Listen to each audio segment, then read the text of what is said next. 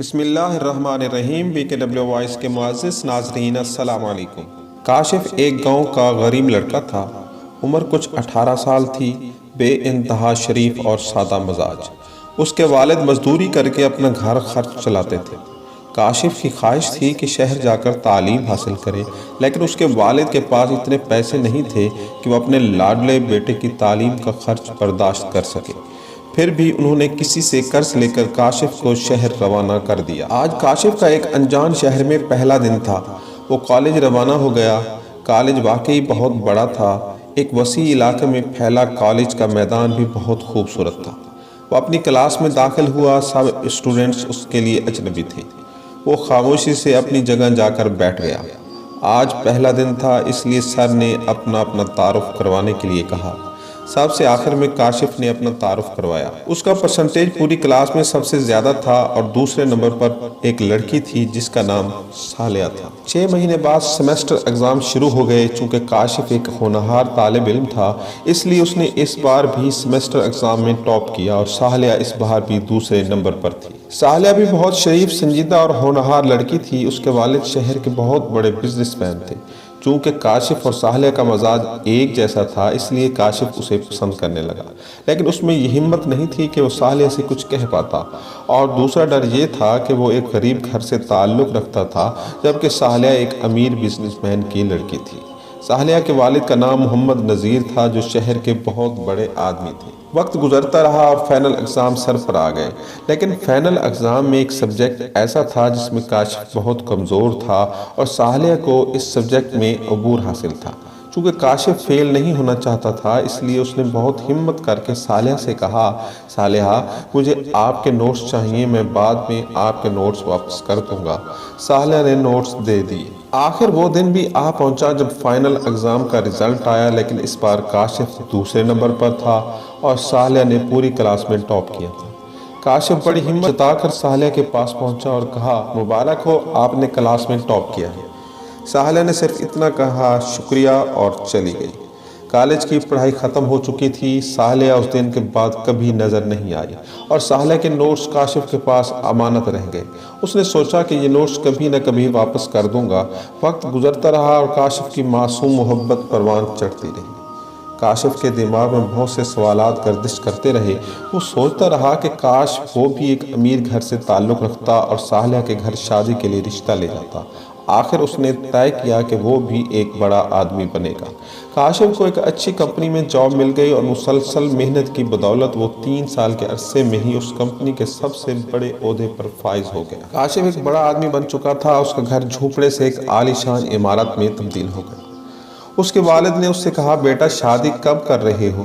کاشف نے انہیں بتایا کہ اسے ایک لڑکی پسند ہے اور وہ اس لڑکی کے گھر رشتہ لے کر جانا چاہتا ہے۔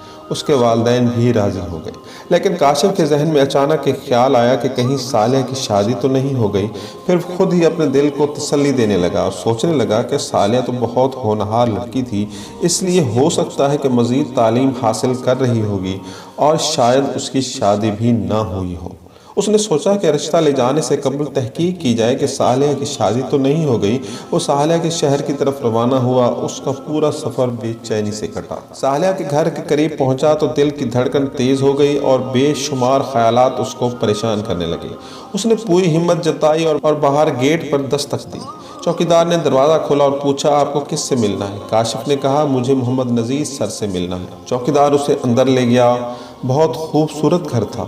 چوکیدار نے کہا، آپ اس کمرے میں انتظار کیجئے، سر تھوڑی دیر میں آئیں گے۔ تھوڑی دیر بعد محمد نذیر صاحب آ گئے اور مسکرا کر مصافحہ کیا اور پوچھا، بیٹا کیا نام ہے تمہارا؟ کاشف نے جواباً کہا، سر میرا نام کاشف ہے، میں اور آپ کی بیٹی صالحہ ایک ہی کالج میں پڑھتے تھے۔ صالحہ کے نوٹس میرے پاس امانت رہ گئے تھے، آج لوٹانے آیا ہوں۔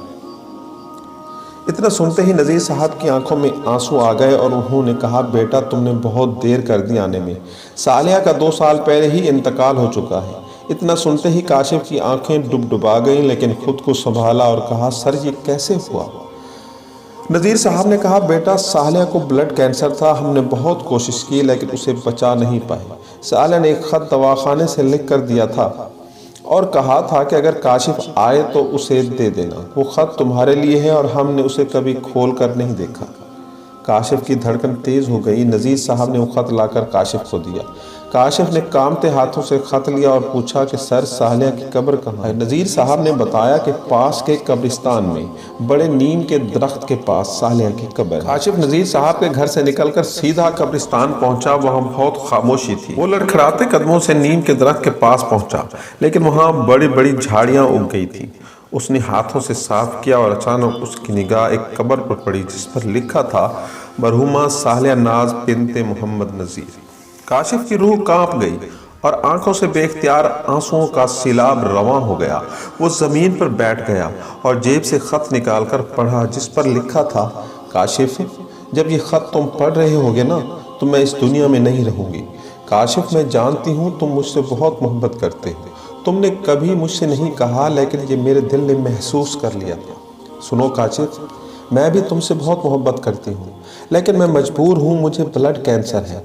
मेरे पास ज़्यादा वक्त नहीं है। तुम्हारी खामोश और मासूम मोहब्बत मेरे साथ हमेशा रहेगी। सुनो काशिफ, मुझे माफ़ कर देना। मैं तुम्हें कभी बता ना पाई कि मुझे भी तुमसे कितनी मोहब्बत है। मेरे लिए हमेशा दुआ करना।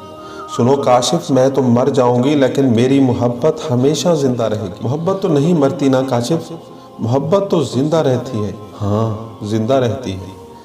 काशिफ, अपना ख्याल रखना, अलविदा। काशिफ फूट फूट कर रोने लगा। बहुत देर तक कब्र के पास बैठा रहा और शाम के वक्त अपने दिल में सालेह की मासूम मोहब्बत और अपनी सुर्ख आंखों में आंसू लिए घर लौट आया। दोस्तों, ये एक अहम टॉपिक था, इसे अपने दोस्तों के साथ ज़रूर शेयर कीजिएगा और हाँ, हमारे चैनल BKW वॉइस को सब्सक्राइब करना ना भूलिएगा।